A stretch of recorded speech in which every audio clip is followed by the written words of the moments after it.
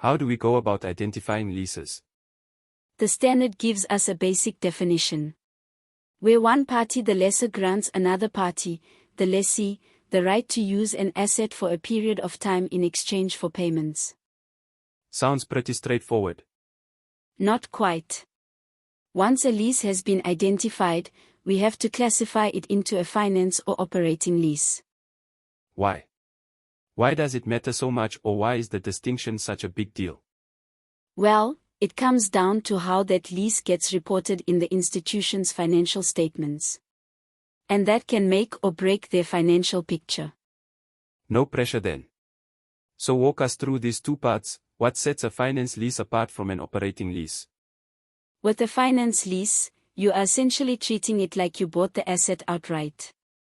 You now have both an asset and a liability. And this has a ripple effect such as impacts on key financial ratios. So, in essence, it provides a clear picture of both the asset's value and the corresponding liability, giving a comprehensive view of the institution's financial position regarding that asset. This can be particularly useful for understanding the institution's long-term financial commitments and asset management. Precisely. An operating lease, on the other hand, is much simpler. The institution is paying for the benefit of using the asset rather than the benefit of ownership. So what you are saying is that the financial impact of an operating lease is measured in terms of increases or decreases in the operating costs of the institution. Okay. So this classification is crucial, absolutely crucial.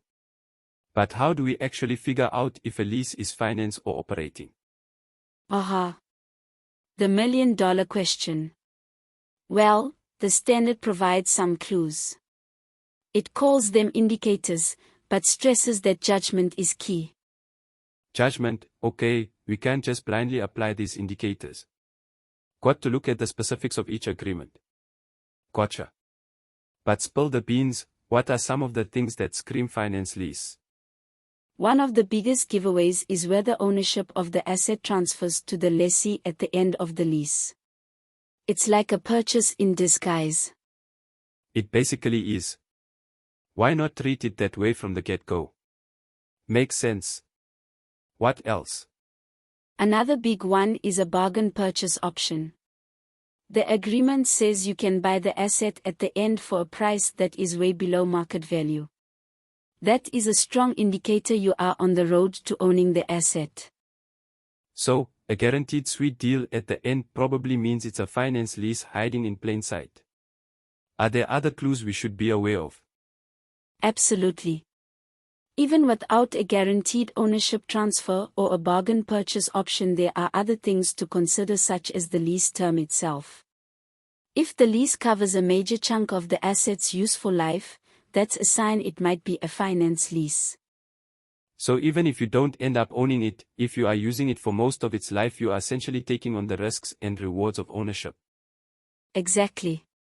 Another indicator relates to specialized assets. Think of an institution leasing a piece of equipment that is super customized and only they can use it effectively. Oh. Okay. That points to a strong economic dependence on that asset, making it more likely to be a finance lease because even if they don't own it, they are stuck with it. Exactly. It is all about who's really carrying the weight, who's benefiting from that asset, regardless of the paperwork. There's one more key indicator to wrap this up. At the inception of the lease, if the present value of the minimum lease payments amounts to at least substantially all of the fair value of the leased asset, that's another strong hint it's a finance lease. Wait. So if the payments we're making over time pretty much add up to the value of the asset, it's almost like we bought it outright. Yes. It's like the numbers tell a story. If you're essentially paying off the asset's full value over the lease term, then it starts to look and feel a lot like ownership. Got it. So, even if there's no fancy clause about ownership or a bargain deal, the financial reality speaks for itself.